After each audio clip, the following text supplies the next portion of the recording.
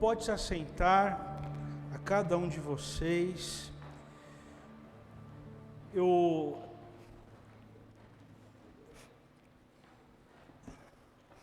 um momento de alegria, para mim em especial, porque já fazia algum tempo que eu não pregava aos domingos aqui nessa igreja. Tirei um período de folga e a escala de mensageiros não me contemplou aqui.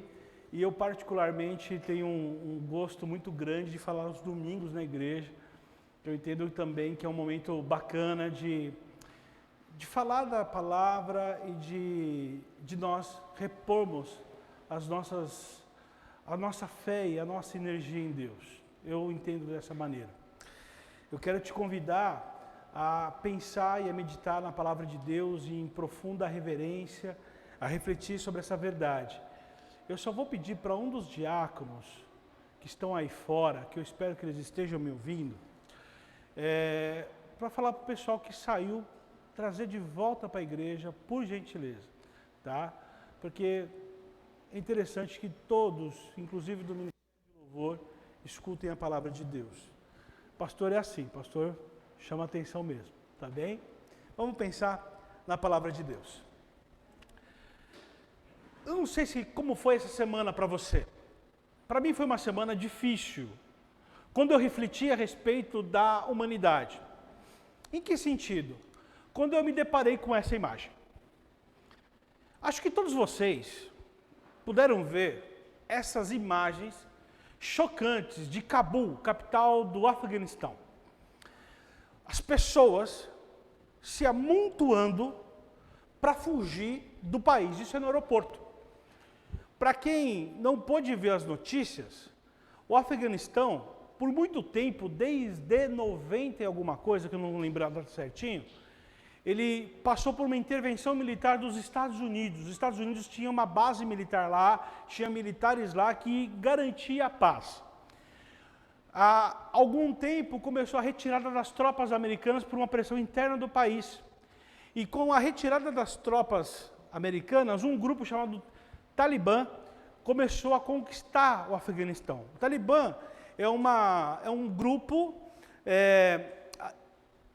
armado e ele tem um preceito baseado no Islã de quase que ignorar os direitos humanos, principalmente de mulheres.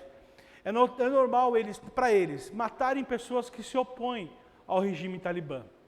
O povo tem medo do Talibã, porque todos aqueles que apoiavam o Afeganistão poderiam ser mortos pelo Talibã.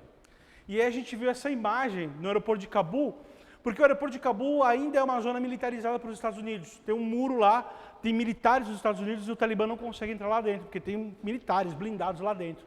E o povo que conseguiu entrar no aeroporto estava desesperado. E essa cena é chocante. O avião decolando, um cargueiro norte-americano decolando, as pessoas agarradas na porta. Eu vi essa cena algumas vezes, mas o que me choca, e a imagem está pequena, você vai ver que tem dois pontos aí, de duas pessoas que estão agarradas no avião. Quando o avião ele decola e pega altura, as pessoas caem do avião e morrem, evidentemente. Dado o desespero das pessoas. Mas nenhuma cena se compara a essa. Onde o pai, ele sobe no muro do aeroporto e aí ele entrega o seu filho, para os militares norte-americanos poderem levar embora do país.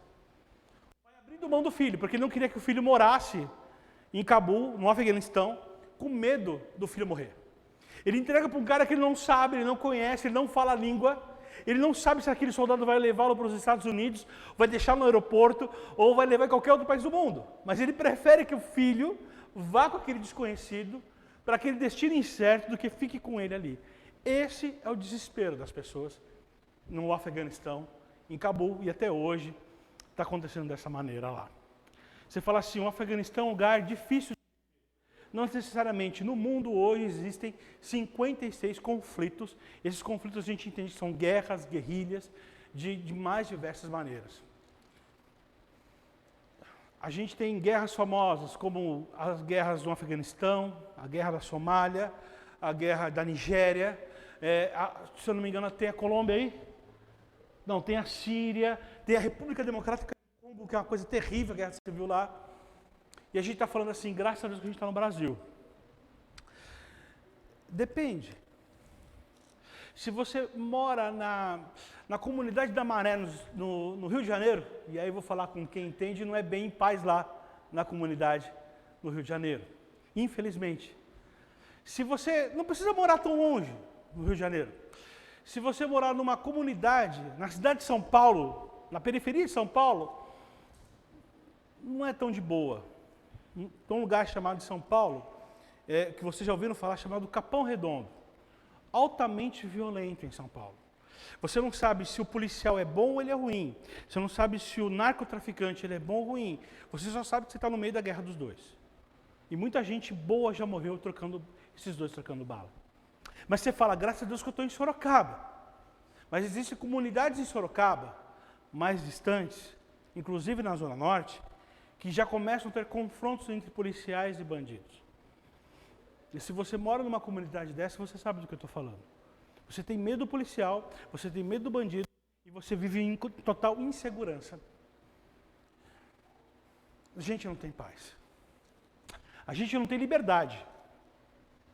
Vivemos uma realidade em que o que garante para nós que nós não vamos ser atingidos por um tiro, por um armamento a qualquer momento. Eu não posso garantir isso para você. Seria irresponsabilidade da minha parte fazer isso. Essa é a realidade que nós vivemos. Não precisa viver no Afeganistão para viver o drama. Vivemos o drama em Sorocaba, na cidade de São Paulo. Em qualquer cidade do Brasil, vivemos o drama. A pergunta que fica é, quando teremos paz? Porque parece que paz não depende de um plano de governo. E tem muita gente que aposta em governo. Aposta em candidatos... se eu votar nessa pessoa, ele vai me trazer paz, mas é complicado isso. É muito complicado isso. Ninguém pode garantir paz. Parece que as coisas, o sistema, ele dá um jeito de driblar o governo, né? O sistema de crime, o sistema de violência, driblar o sistema governamental para que a violência continue existindo. Quem mora em comunidades violentas sabe do que eu estou falando. O governo, ele existe, mas existe distante de lá. Vivemos sem paz. Vivemos sem segurança. Vivemos com medo. Será que um dia isso vai acabar? Por isso que eu gostaria que você refletisse comigo na noite de hoje a respeito da volta de Cristo. Nós vamos entender e observar que a volta de Cristo, ela vai trazer paz e liberdade para cada um de nós. Eu gostaria de refletir com vocês a respeito da liberdade e da paz, da sua volta, da volta de Cristo. Por isso eu quero te provocar a abrir a sua Bíblia no livro de Apocalipse, o último livro da Bíblia, e abrir no penúltimo capítulo da Bíblia, que é o capítulo 21. Então esse aí está fácil de achar, qualquer um acha. Apocalipse, capítulo 21, eu quero ler com vocês do versículo 1 ao versículo 7 agora. É o texto pelo qual nós vamos encontrar e ver o que é a paz com a volta de Cristo, né, pode acontecer. Apocalipse, capítulo 21, lá no finalzinho, último do último, né? Capítulo 21, penúltimo capítulo, primeiro versículo. Acompanha comigo na sua Bíblia, por favor. Então vi novos céus, nova terra, pois o primeiro céu e a primeira terra tinham passado e o mar já não existia. Vi a cidade santa e a nova Jerusalém que descia dos céus, da parte de Deus, preparada como uma noiva adornada para o seu marido. Ouvi uma forte voz que vinha do trono e dizia: agora o tabernáculo de Deus está com os homens, com os quais ele viverá. Eles serão o seu povo, e o povo de Deus estará com eles e será o seu Deus. Ele enxugará dos seus olhos toda lágrima, não haverá mais morte, nem tristeza, nem choro, nem dor, pois a antiga ordem já passou.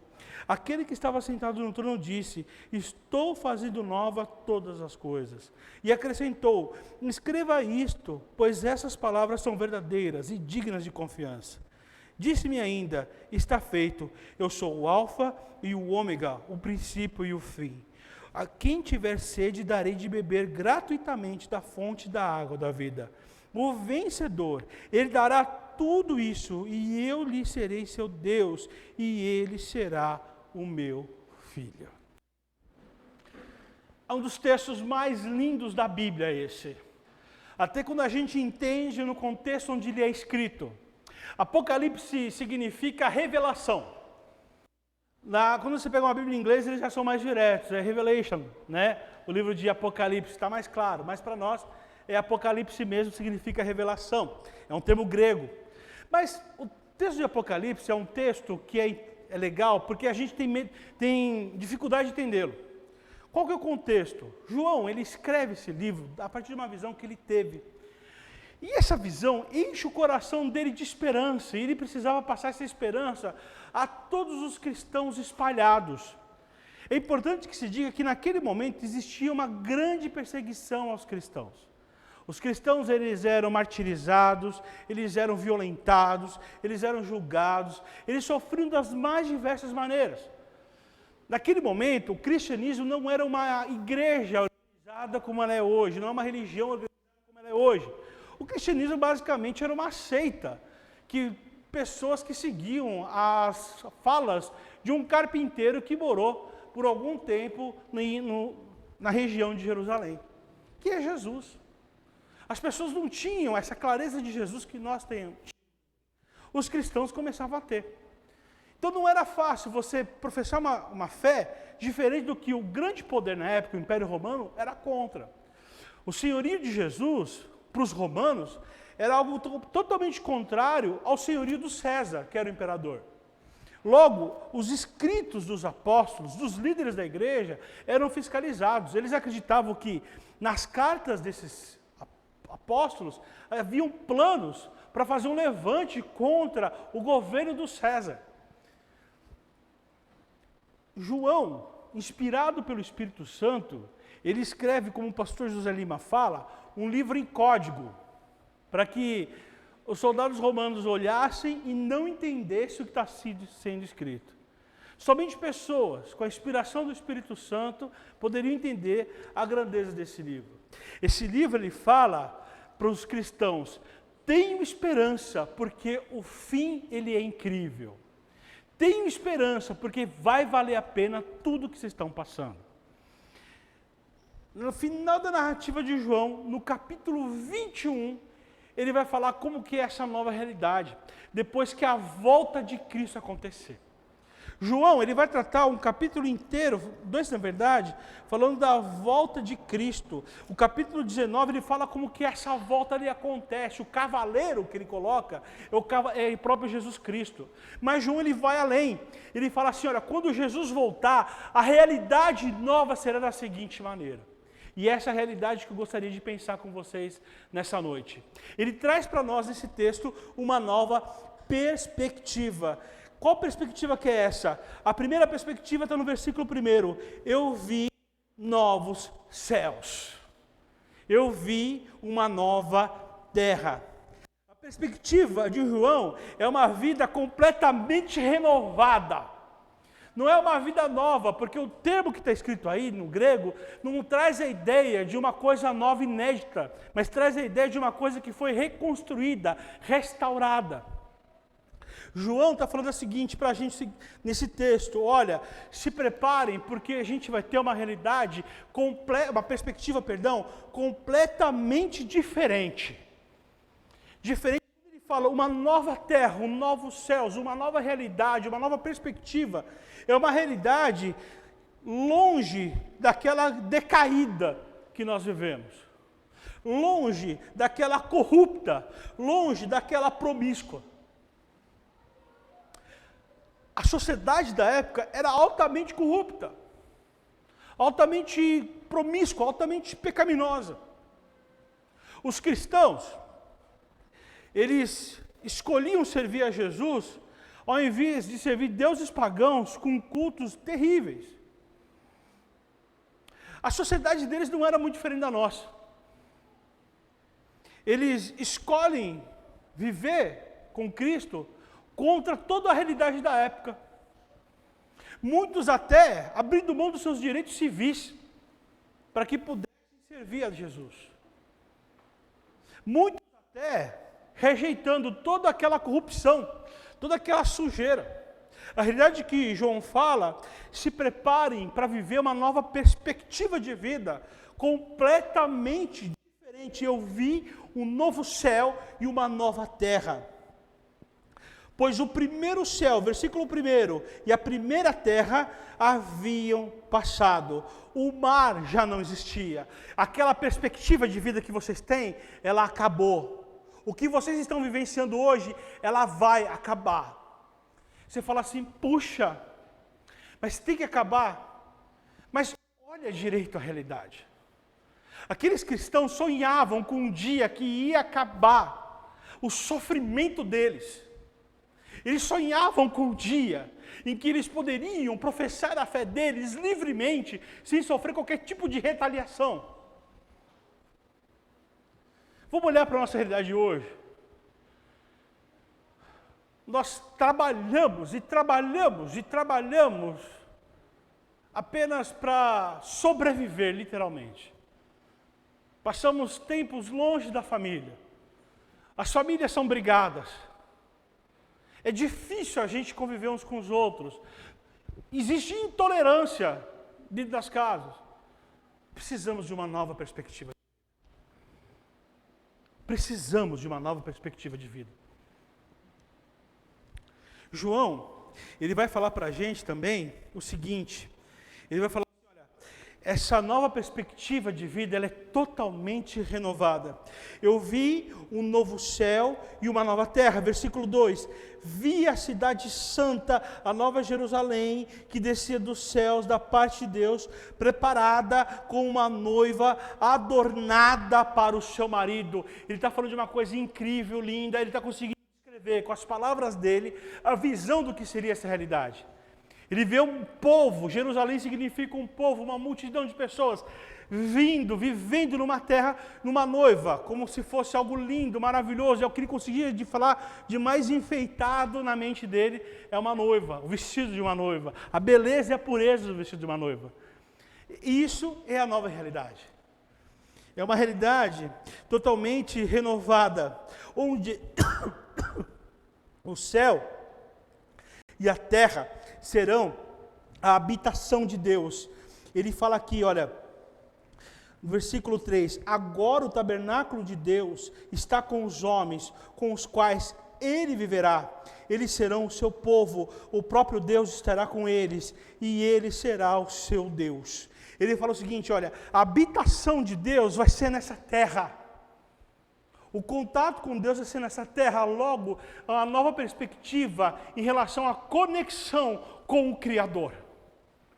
O Criador não vai ser alguém distante, alguém no campo das ideias, alguém que a gente tem uma leve ideia, uma leve noção. Não, o Criador vai viver no meio da gente.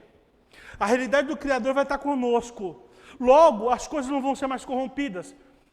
Quero dizer o seguinte, logo, eu não vou ter mais os problemas que eu tenho na minha realidade agora, porque o Criador vive conosco. Ele fala para nós aqui uma nova perspectiva em relação à própria identidade. Eu vi uma nova terra, eu vi um novo céu, então não tem como ser os mesmos corpos que ocuparão aquele espaço, como fala em 2 Coríntios. Tudo vai ser diferente. Eu tenho que mudar a minha forma de enxergar as coisas para aproveitar ao máximo essa nova realidade. As pessoas acham que essa realidade é uma realidade difícil de alcançar. Mas você já viu aquelas sociedades, se você tem alguns livros interessantes, mas tem um livro que fala O Mundo de Amanhã, que ele traz uma sociedade bastante diferente, bastante nova. Existe um filme disso, um filme não é muito legal, mas a ideia é a mesma, de uma sociedade que ela conseguiu no futuro, ela consegue se encaixar. As leis, o povo, enfim, existe uma harmonia. É muito legal de ver isso. O que a gente está vendo aqui é uma realidade harmônica, onde as pessoas conseguem conviver, sem se destruírem, sem se matarem, sem se acabarem. A nova realidade que ele está falando aqui é uma realidade completamente diferente do que a gente pode imaginar. A gente imagina uma realidade boa aqui no mundo que a gente está. Aqui em Sorocaba, minha vida vai ser um pouco melhor se eu conseguir um emprego melhor. Eu vou ganhar 1.000, 2.000, 3.000 reais a mais. Eu consigo pagar uma parcela melhor de tal coisa. Minha vida pode ser melhor se eu casar. Eu não vou estar mais solitário. Minha vida pode ser melhor quando eu conseguir adquirir a minha casa. Minha vida pode ser melhor quando eu tenho um filho, porque aí meu coração vai ser cheio de amor. Nessa realidade que está aqui, eu já não me prendo a essas coisas. Porque a realidade que está aqui, ela é muito maior do que isso. Ela é muito maior do que você ter um aumento, que você tanto aguarda. Ela é muito maior do que você adquirir um bem que você tanto precisa. Aqui a realidade é uma realidade onde você pode viver em harmonia, em igualdade com todas as pessoas, onde você não vai ser mais tratado ou destratado pela sua condição social, pelo seu lugar onde você nasceu, pelo seu nível de cultura. Você é um cidadão dos céus, onde o próprio Criador vai conviver com vocês. Não é um ditador, não é um rei que vai exigir impostos, mas é o Criador, provedor de tudo e de todos, onde nada falta. João, ele incomoda a gente no texto a viver uma nova realidade. Versículo 4, ele enxugará dos seus olhos toda a lágrima. Todo sofrimento vai acabar, tudo aquilo que te faz sofrer vai cessar. Ele está falando assim, é uma realidade onde não há morte. Não haverá mais morte. Morte é a expressão da separação. Quem gosta de conviver com a morte aqui? Ninguém. A morte, ela é um golpe terrível na gente. Quando a gente é separado por alguém, de alguém através da morte, é um golpe sem misericórdia. É um golpe que a gente, por mais preparado que esteja, a gente não suporta ele facilmente. A gente nunca está preparado o suficiente para a morte. João está falando para a gente assim, nessa nova realidade, vocês não vão precisar mais conviver com morte. Para aqueles cidadãos que estavam ouvindo isso aqui, isso é fantástico, porque os cristãos, no seu começo, estavam todos reunidos aqui. Amanhã eu ia descobrir que alguns de vocês poderiam ter sido presos. No dia depois eu descobriria que os que foram presos, alguns foram mortos pelos soldados ou foram mortos de maneira mártir, foram martirizados. João fala assim, não vai ter mais morte nessa realidade. Para mim também serve esse texto, porque a gente conviveu com morte, tem convivido com morte nos últimos tempos. Estamos passando por uma pandemia que, se a gente não conhece alguém da nossa família que se foi por conta disso, conhecemos alguém que perdeu alguém da família. Convivemos com a morte durante esse período. João fala, essa nova realidade não vai ter mais morte. Nessa nova realidade não vai ter mais tristeza. Ele fala assim, olha, a expressão da decepção, ela vai acabar. A tristeza é quando é minha expressão, onde eu estou decepcionado com a própria vida, com o meu próximo, comigo mesmo. Eu estou decepcionado com a situação, com o contexto. Eu fico triste. A tristeza aqui não é aquela tristezinha, porque eu não consegui comer no BK hoje. A decepção aqui não é aquela tristezinha que é porque eu não consegui o meu aumento. Mas a tristeza aqui é quando eu olho para mim e falo assim, puxa, será que eu vou conseguir mudar a realidade de vida que eu vivo? Vivendo uma vida difícil, complicada, insolucionável. João está falando assim, olha, não haverá mais morte, nem tristeza, nem choro. O choro, a expressão da nossa insuficiência. Quando eu não consigo, eu choro. Quando eu não tenho o que falar, eu choro. Frente à dor e ao sofrimento, eu choro, porque eu não consigo sair dessa sozinho.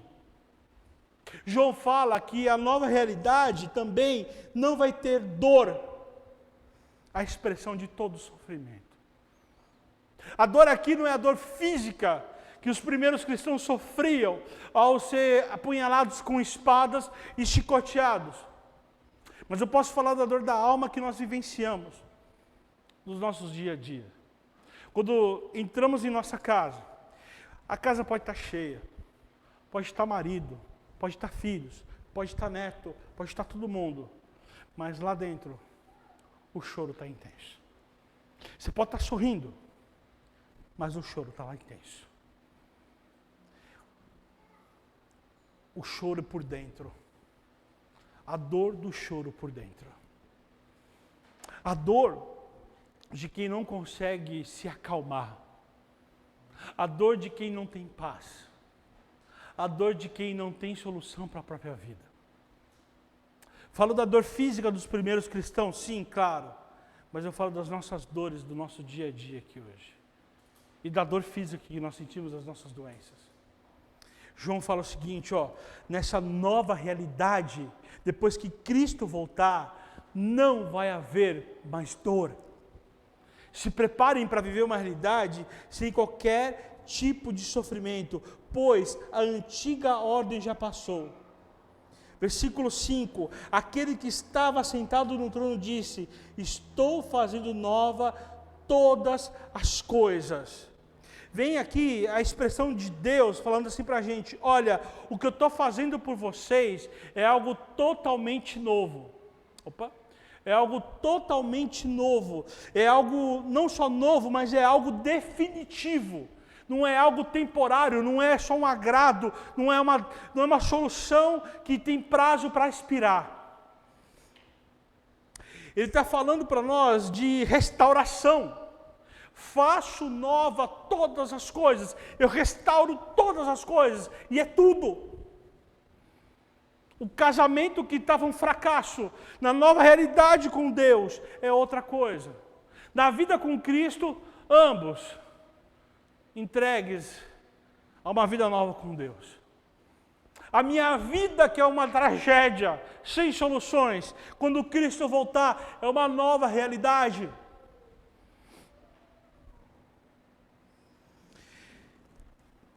Faço nova todas as coisas. É uma vida que você vai viver a libertação, como Mateus leu para nós em Romanos 8. Romanos 8 descreve uma situação em que a natureza ela está oprimida. Ela não aguenta mais. A realidade que vive, Paulo faz essa descrição. E ela geme, esperando o dia da sua libertação. Libertação para nós. Libertação para mulheres que sofrem caladas. A agressão de maridos. Ameaças de maridos. Na nova ordem com Cristo, depois que Cristo voltar, ela não sofrerá mais. Ela não precisará ficar mais calada, porque ela não sofrerá mais. Pessoas que têm medo de se expressar publicamente, com medo de serem julgadas, porque a gente vive uma sociedade altamente julgadora. Quando vir a nova realidade com Cristo, ela não vai ser mais julgada. É uma novidade de existência, como eu falei. Está escrito, na verdade, em 1 Coríntios 15. Paulo ele fala que ali os nossos corpos serão transformados para essa existência. Essa carcaça, ela vai ser modificada. Cheia de defeitos, cheia de problemas, cheia de dores. Que quando você levanta, você sente dores. Quando você faz esforço, você sente dores, que você se cansa, você se exaure. 1 Coríntios fala assim, esse corpo, ele vai ser transformado. Você não vai viver uma nova realidade com um corpo defeituoso que nós temos.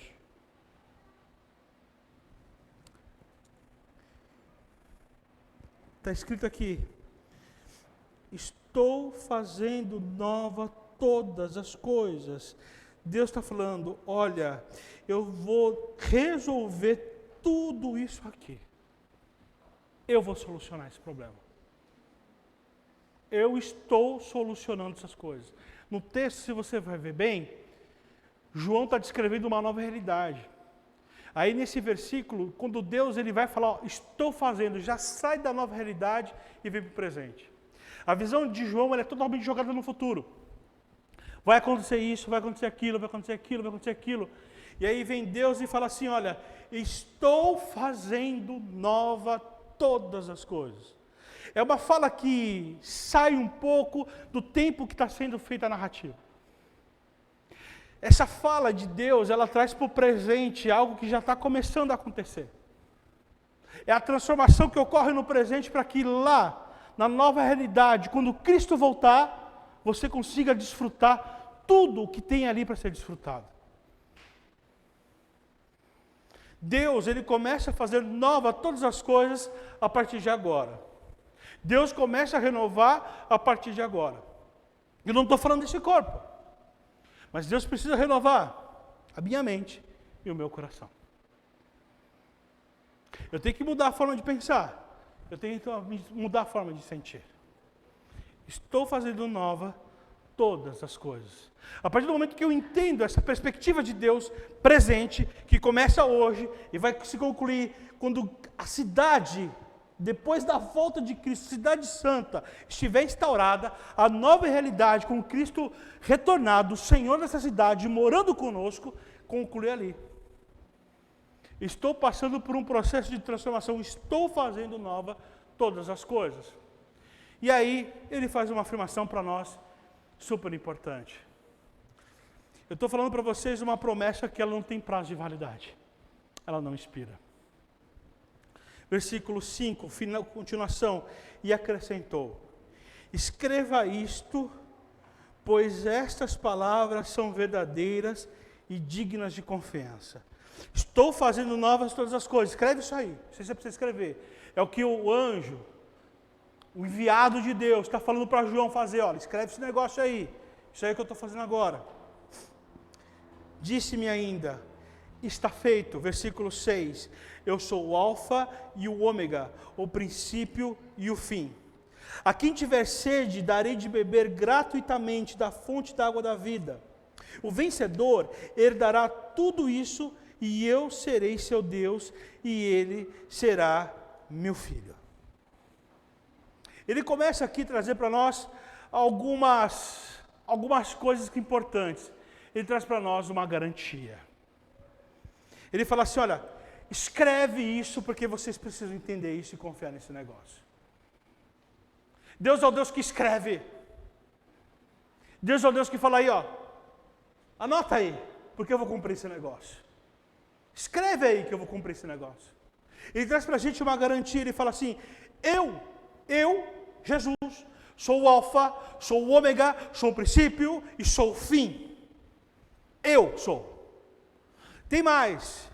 Além disso, eu posso renovar as pessoas de maneira gratuita. Você não faz nada para merecer o meu renovo, mas eu te renovo desde que você se chegue a mim. Ele dá uma garantia de que Ele, Jesus, vai fazer uma nova realidade, trazer uma nova perspectiva, que Ele vai voltar e vai fazer um mundo novo. Isso é eternidade, garantida por Deus, uma eternidade que não tem dor, uma eternidade quase que utópica, uma eternidade que a gente quer viver. Se você acha bom passar um final de semana, um mês, no hotel, no resort, all inclusive, 5 estrelas, na beira do mar, meu irmão, você não sabe o que está reservado para você aqui no céu. Você não sabe o que está reservado aqui no céu para você. Falei de coisas terrenas, coisas falhas, coisas que se corrompem. Estou falando de coisas eternas, coisas divinas, coisas preparadas desde a eternidade para cada um de nós. Uma nova história de vida. Ele está dando para a gente aqui uma reafirmação da sua bênção de vida. A quem tiver sede, darei de beber gratuitamente da fonte da água da vida. Eu dou vida para cada um de vocês. Sabe por que eu dou vida? Porque eu entreguei minha vida por vocês. Vocês não podem perder essa perspectiva. Tudo começa quando vocês bebem da água da vida. Tudo se inicia. A nova realidade começa quando vocês bebem da água que Cristo dá. João capítulo 4. Aquela mulher no poço, aquela samaritana, a vida arrebentada. Quando Jesus pede água para ela, ele fala assim, me dá água. Ele fala assim, como você está pedindo água para mim? Você que é judeu, onde já se viu um judeu falar comigo? Que história é essa? Um judeu normalmente nem ficaria ali. Ele fala assim, olha, se você soubesse da água que eu tenho, você beberia dela. Você não tem como tirar água do poço. Ele falou, mas eu tenho uma água que nunca mais vai te dar sede. Então, Senhor, me traz dessa água para que eu nunca tenha de beber. Mais tarde, na conversa em João capítulo 4, ele fala assim, eu sou o Cristo. Aquela mulher que estava sendo oprimida pela vida, tinha tentado 5 relacionamentos, e o 6º que ela estava ali, não era já um relacionamento oficial, era o que estava conseguindo viver, que estava indo buscar água num poço meio-dia para evitar a fofoca da cidade. Ela é consertada por Jesus ali, ela prova da água da vida.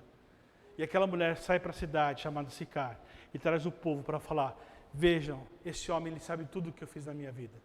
Vejam se ele não é o Messias, o Cristo.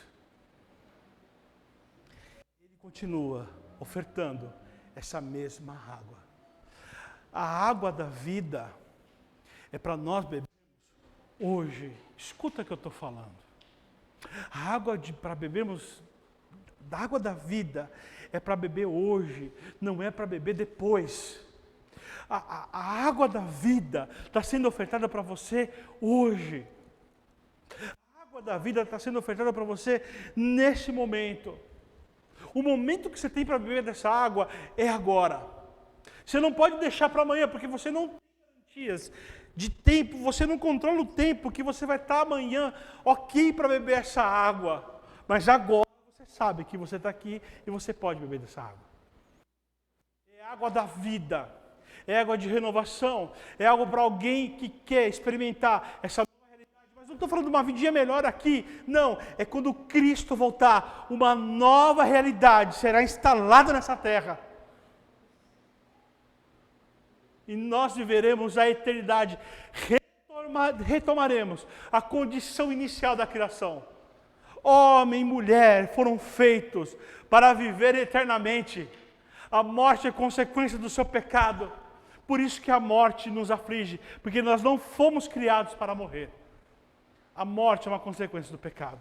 Deus está falando o seguinte, olha, eu vou restaurar a condição inicial de todos vocês. Por fim, ele faz a promessa que é uma confirmação de adoção. O vencedor aqui não é quem chega primeiro, queridos. O vencedor aqui não é aquele que passa por todos igual a bala.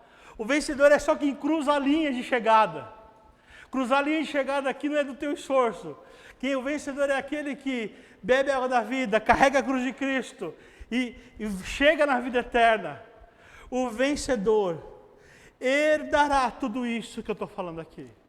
Uma vida sem dor, uma vida com nova perspectiva, uma vida boa, uma vida alegre. Herdará tudo isso. E eu serei o seu Deus. Deus aqui no sentido de provedor, daquele que sustenta, daquele que mantém, daquele que tem tudo. E ele será o meu servo? Não.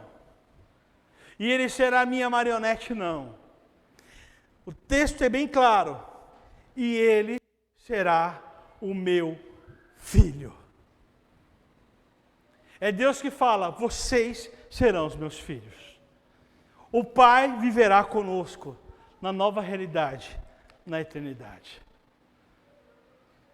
Eu, há 20 anos atrás, saí de casa para cursar o curso de psicologia. E eu não estudei na cidade de São Paulo. Eu comecei fazendo numa universidade pública em Londrina, depois eu mudei para a Universidade Federal de São Carlos, lá em São Carlos. Desde então nunca mais voltei para a casa dos meus pais, morar na casa dos meus pais. É claro, visito os pais eventualmente. No começo, nos primeiros meses, quando eu saí de casa, não foi nada tão glamuroso como vocês acham que é morar longe de casa. Você se empolga com muita sinceridade 2 dias. No terceiro você já não aguenta mais. Por quê? Porque é simples. Uma coisa é você sair e viajar e saber que você vai voltar para casa dos seus pais. Uma coisa é você sair, andar e saber que vai voltar para casa dos seus pais. Outra coisa é você sair e eu já sabia que eu nunca mais ia voltar para casa dos meus pais. Eu lembro que da primeira vez que eu saí, eu levei quase 6 meses para voltar para casa. Era muito difícil. E aí eu lembro que a primeira vez que eu voltei, passou muito rápido o tempo, porque eu estava com a minha família. Eu não comia comida da minha mãe. Eu comia comida de um lugar onde eu estava. E por mais que a pessoa cozinhasse, não era comida da minha mãe.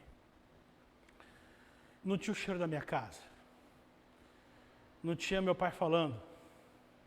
Não tinha os meus irmãos. Eu me sentia um órfão, com a família viva ainda, morando longe. Quem experimentou isso para sair de casa sabe que não é tão fácil, tão glamuroso como a gente vê na TV. Com o tempo fui aprendendo a viver assim. Hoje já fazem 20 anos, faz 20 anos esse meu caminho.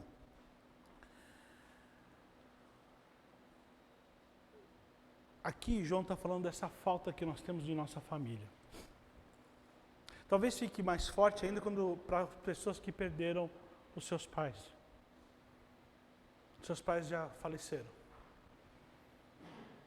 Que você nunca mais vai ter acesso a eles. Que saudade do meu pai. Que saudade da minha mãe. Para alguns de vocês, talvez, tenha saudades dos avós que faleceram. Que saudade dos meus avós. Deus, Ele está falando o seguinte: essa saudade que você tem, essa falta que você tem, vai ser suprida, porque Deus, eu, o Pai, estarei vivendo entre vocês e vou adotá-los como filhos meus. Eu vou estar perto de vocês. Você vai voltar a ter a sensação de protegido, de cuidado e de mantido. Você pode ter tido a pior experiência com o seu pai. Seu pai pode ser o cara mais difícil do mundo. Talvez tenha sido o cara mais desonesto. Um cara agressivo. Mas o Pai do céu, Ele garante para nós que vai nos dar vida. Eu lhes darei água da vida. Eu lhes darei uma realidade sem dor e sem sofrimento. Eu lhes darei uma nova perspectiva de vida. Na eternidade, o Pai do céu, que não será mais Pai do céu, será o Pai que estará conosco, nos provendo na nova realidade, nós e todos os outros que vieram antes de nós. Nós viveremos a nova realidade junto com aqueles que sofreram no primeiro século, junto com os apóstolos, junto com os patriarcas. Viveremos uma nova realidade juntos, sem ter medo daquilo que todos nós tememos, que é a própria morte. Eu os farei meus filhos. Enfim, a liberdade e a paz. A nova realidade, ela traz para nós esse respiro. Finalmente, liberdade e paz. Olha o que Paulo fala lá em Romanos 8,18, onde o Mateus leu para nós. Considero que os nossos sofrimentos atuais não podem ser comparados com a glória que em nós será revelada. A natureza que é escravizada pelo pecado, Romanos 8 fala assim, a natureza, toda a terra que foi deteriorada pelo pecado, e vamos ser sinceros, foi. Quando eu estava voltando hoje de Americana, nós tivemos que ir a Americana, aqui tinha uma reunião da igreja lá, nós estávamos voltando na estrada, na rodovia do Açúcar, que alguns de vocês conhecem, nós víamos uma queimada. Gente, terrível, o céu cinza, e você não tem como pensar o tanto de monóxido de carbono sendo espalhado pela atmosfera, tudo sendo degradado pelo fogo. A nossa natureza pecaminosa que faz aquilo. Em nome do lucro, é muito mais fácil queimar e colher a cana do que fazer com o maquinário certo, com um pouco mais de paciência. É o meu pecado da ganância. A natureza paga pelos meus pecados. É comum nós passamos ali pelo Sorocaba e ver ele cheirando podre. É a natureza pagando pela sua natureza pecaminosa. Pela preguiça de fazer alguma coisa correta. É pecado. Paulo está falando que essa natureza, e aí eu te convido para ler Romanos capítulo 8, essa natureza é escravizada pelo pecado, ela anseia ser libertada por isso. E ela vai ser só libertada disso quando Cristo retornar e como Deus falou, vou renovar tudo, vou fazer as coisas como elas deveriam ser feitas desde o início. Enfim, a liberdade. Apocalipse 7, versículo 17, lá no começo. Pois o Cordeiro que está no centro do trono será o seu pastor.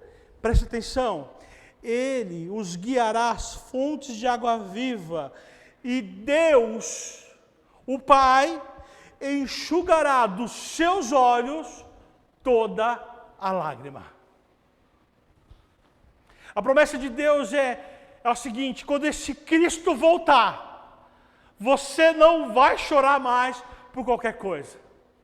E eu não estou falando de qualquer coisa no sentido banal, mas estou falando por tudo aquilo que nós choramos na nossa vida. Enfim, a paz e a liberdade, ela serve tanto para qualquer pessoa.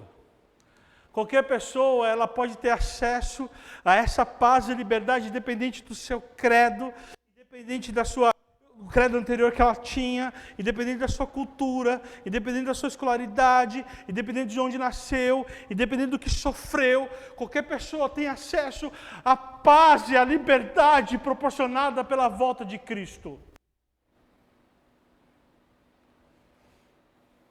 Qualquer pessoa tem acesso. Basta se aproximar de Jesus, olhar para a sua cruz e aceitá-lo como seu Salvador.